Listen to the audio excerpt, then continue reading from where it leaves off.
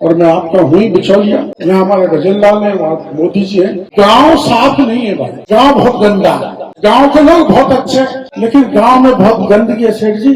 झारोटी सालनपुर तो एक ही शब्द है। अरे झारोटी सालनपुर तो एक ही बात है। झूठ बोल रहा है, मेरे को पता नहीं है। मैं झूठ नहीं करता, जो बोलता हूँ वो करता हूँ। आज जैसे देखिए वैसी कभी नहीं देखी।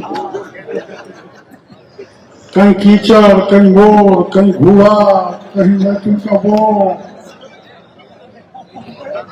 ऐसा नहीं है। और जो स्वागत आपने पूरी बस्ती में आज मिलकर किया है, ऐसा स्वागत इस गांव में मेरा कभी भी नहीं हुआ। आपके लिए बहुत बहुत धन्यवाद देना चाहता हूँ। लेकिन इस स्वागत में ये तो आपका प्यार है, आपकी मेहरबानी है। बड़े अच्छे पटाखे चल रहे थे, नारे लग रहे थे, बाबा तुम संघर्ष करो, हम तुम्हारे साथ हैं। हमें 74 साल का हो गया, 24 से संघर्ष कर रहा हूं, 50 साल हो गए। लेकिन फिर भी ये बच्चे संघर्ष का आह्वान कर रहे हैं। और आपको ध्यान है, मेरे उम्र आगे नहीं आती। मैं 74 साल का जवान हूं, मैं 74 साल का। और आपको पता है, आमागढ़ में पिछले गहलोत के राज में घटना हुई थी। और 16वीं सदी के कोई राजा था, उसका किला था, उस किले में मूर्ति तोड़ दी, झंडा हटा दिया। हमने कहा हम झंडा लगाएंगे, लेकिन गहलोत ने कहा परिंदा भी पैर नहीं रख सकता। मैंने गहलोत साहब को कहा परिंदा नहीं, डॉक्टर किरणलाल पैर रखेगा और झंडा लगाएगा। और वो किले के इतनी पुलिस बल लगा दिया, 1000-1200 सिपाही, कई एसपी, डीएसपी, ढेर सारे थानेदार, आईजी, एडिशनल डीजी, अग्नि वर्षा,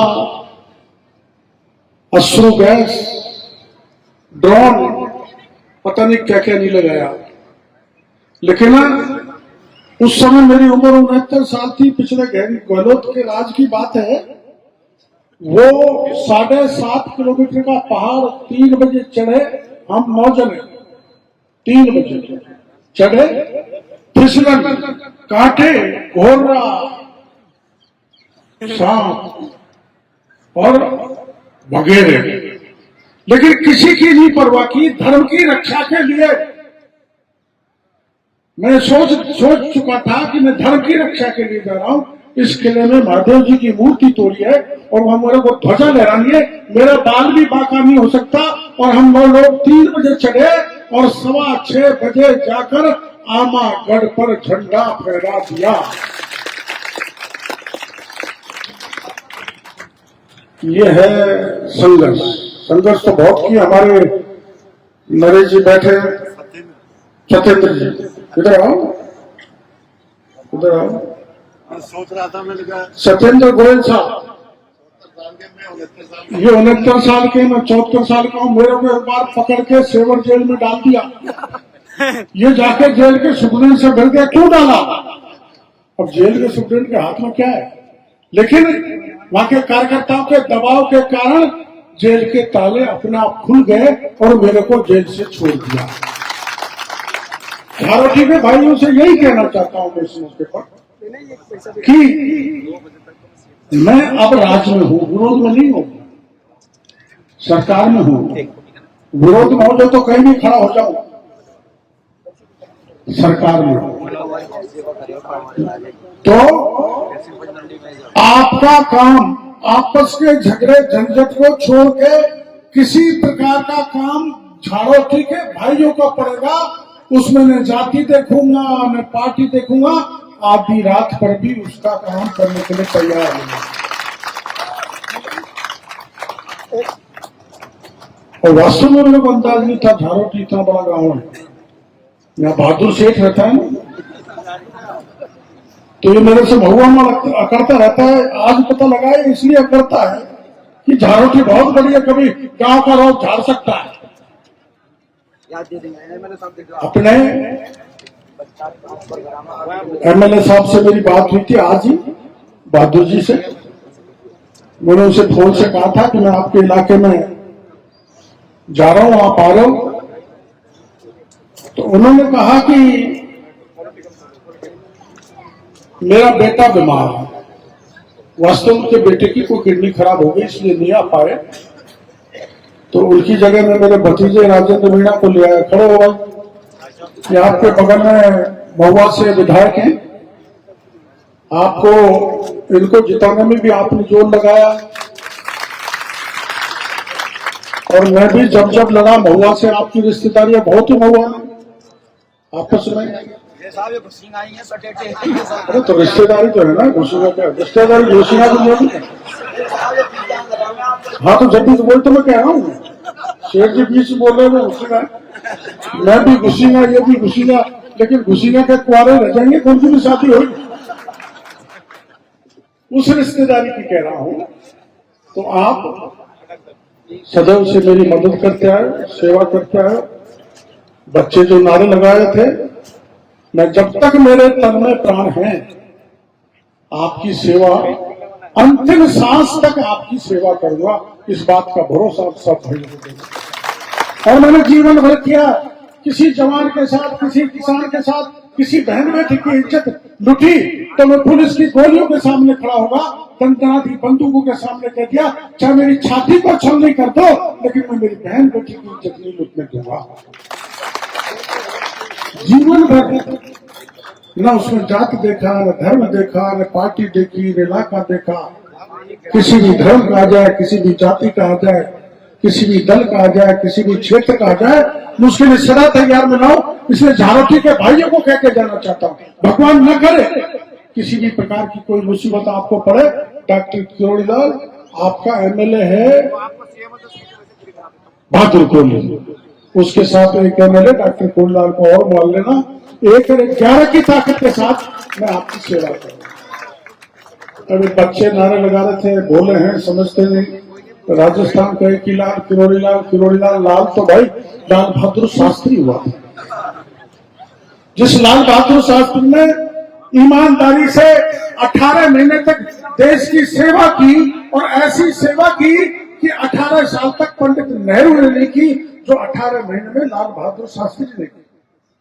और शास्त्री के बारे में आपने पढ़ा होगा, जब वो अपनी स्कूल पढ़ने जाते थे तो नदी तैर के पार करके पढ़ने जाते थे, और देश के प्रधानमंत्री बने थे जब एक एम्बेसडर कार लोन से खरीदी थी, लोन से, बैंक से लोन लिया था।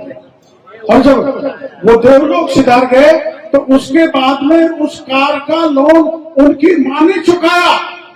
कैसा ईमानदार देश का प्रधानमंत्री था।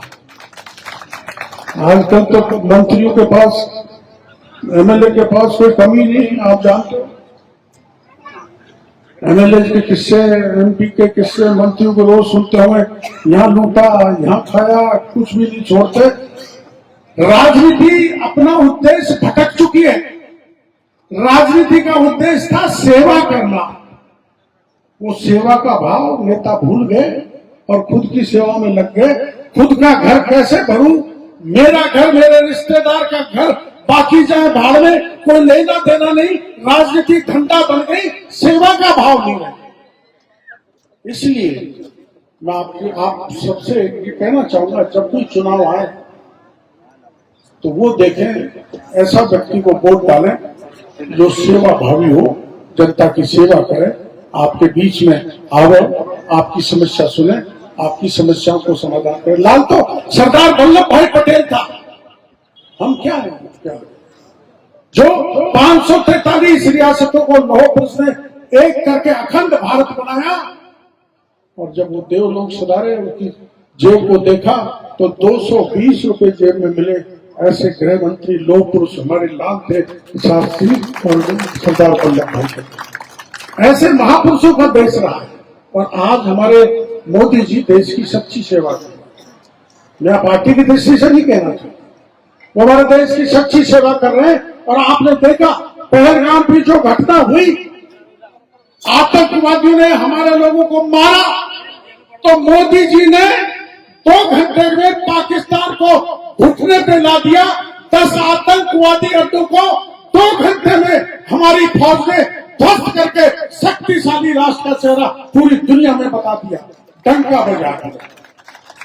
तो यहाँ हमारे गजनलाल है, वहां मोदी जी है, और मैं आपका हुई बिचौलिया। किसी प्रकार का कोई काम हो गांव का, अब इसमें तो साइंस दिए, तो साइंस तो मेरे पास आ जाना 5 लोग, ये मैं साइंस करा दूंगा, साइंस करा दूंगा। साइंस गांव साफ नहीं है भाई, गांव बहुत गंदा, गांव के लोग बहुत अच्छे, लेकिन गांव में बहुत गंदगी है। सेठ जी कुछ पैसे आप लगाओ, गांव की सफाई कराओ एक तरफ से। गांव की स्कूल बहुत अच्छी है, जोरदार अलग से, लेकिन गांव में साफ सफाई अच्छी नहीं है। गांव की सफाई पर आप ध्यान देंगे।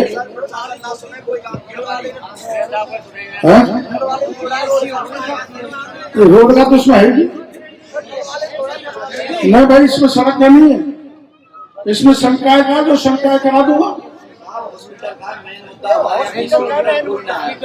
क्यों यार, सालमपुर में हो गया मैं, झूठ बोल रहा है, मेरे को पता नहीं है। झारोटी सालमपुर तो एक ही शब्द है। अरे झारोटी सालमपुर तो एक ही बात है। अरे भाई ये बताओ,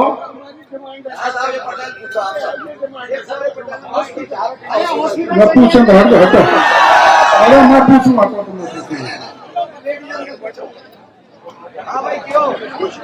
अरे अपने यहाँ पानी की दिक्कत है, बहुत ज्यादा है ना पानी की दिक्कत। तो पानी पहले चाहिए कि और चीज? पानी, ये पानी की कह रहे हॉस्पिटल।